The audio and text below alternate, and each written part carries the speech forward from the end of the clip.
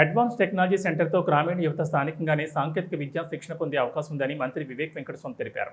రాజన్న సిరిసిల్ల జిల్లాలో మంత్రి వివేక్ వెంకటస్వామి పర్యటించారు. రుద్రంగి మండల కేంద్రంలో పలు అభివృద్ధి పనులకు శంకుస్థాపన చేశారు.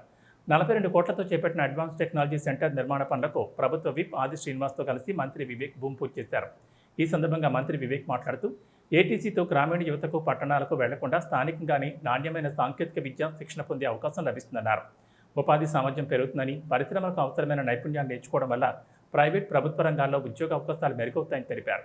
పరిశ్రమల అనుసంధానం, ఇండస్ట్రీ అవసరాలకు అనుగుణంగా శిక్షణ ఉండడం వల్ల క్యాంపస్ ప్లేస్మెంట్లు, ఇంటర్న్షిప్లు అవకాశాలు పెరుగుతాయని చెప్పారు. ప్రపంచంలో ఆర్టిఫిషియల్ ఇంటెలిజెన్స్ వల్ల ఈ వైట్ కాలర్ జాబ్స్ అయితే యుఎస్ఏలో, యూరోప్లో, ఆస్ట్రేలియాలో అన్ని చోట్ల కూడా ఉద్యోగాల అవకాశాలు తక్కువైనప్పుడు యూరోప్లో ప్రత్యేకంగా ఓల్డ్ ఏజ్ వ్యక్తులు ఎక్కువైపోయినారు. వీళ్ళందరికీ ఎక్కువ ఉద్యోగ అవకాశాలు అంటే ప్లంబర్సు, నర్సెస్, ఫార్మసిస్టు, ట్రక్ డ్రైవర్సు వీళ్ళందరికీ సుమారు 25 లక్షల రూపాయల జీతం సంవత్సరానికి.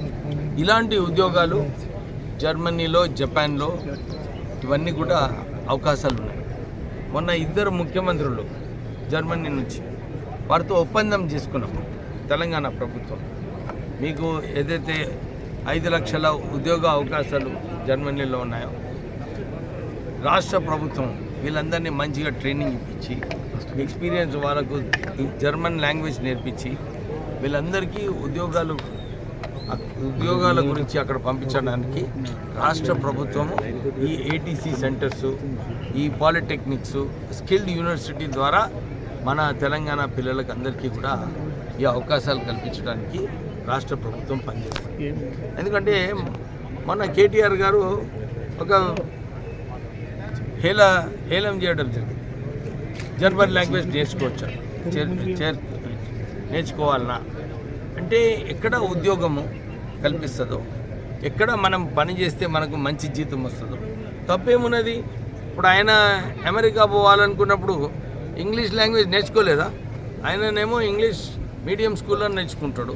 మన పిల్లలకు 25 లక్షల ఉద్యోగం వస్తుంది. 4 నెలలు 2 గంటలు సేపు మనము జర్మన్ లాంగ్వేజ్ నేర్చుకుంటే మనకు 20 లక్షలు వస్తుంటే తప్పేమున్నది మనం జర్మన్ లాంగ్వేజ్ నేర్చుకుంటాం. కేటీఆర్ గారికి నేను విజ్ఞప్తి చేస్తున్నాను, ఉద్యోగ అవకాశాలు వచ్చినప్పుడు మీరేమో మీ హయాంలో ఉద్యోగాలు కల్పించలేదు. అందుగురించి ప్రజలు మీకు ఓడగొట్టున్నారు. కాంగ్రెస్ ప్రభుత్వం ఇక్కడ 2 లక్షల ఉద్యోగాలు కల్పిస్తామని చెప్పి మాట ఇచ్చింది. 1,00,000 ఉద్యోగాలు ఆల్రెడీ చేసినారు. ఇంకా 1,00,000 ఉద్యోగాల కోసం ఇవన్నీ ప్రయత్నాలు చేస్తున్నాము. ప్రయత్నాలు చేసేటప్పుడు మీరు ఏదైతే ప్రజలకు రెచ్చగొట్టాలని చెప్పి ఇలాంటి అంశాలు మాట్లాడుతున్నారో ఇది మానుకోండి. ఎందుకంటే మంచిది కాదు. ఎవరికైతే యువకులకు మనము ప్రోత్సహించాలో, వాళ్ళకి మంచి చదువులు నేర్పియాలో, మేము 200 ఇంటిగ్రేటెడ్ స్కూల్స్ కట్టిస్తున్నాం. 200 కోట్ల రూపాయలు ఒక్కొక్క స్కూల్ కట్టించుకొని వీళ్ళని మంచిగా చదువులు నేర్పిస్తే వీళ్ళకు మంచి ఉద్యోగాలు వస్తాయని చెప్పి కాంగ్రెస్ ప్రభుత్వం ప్రయత్నం చేస్తుంది. మీరేమో ఆ రోజులలో గురుకులు అన్నారు, తర్వాత దాన్ని సరిగా మెయింటైన్ చేయలేదు.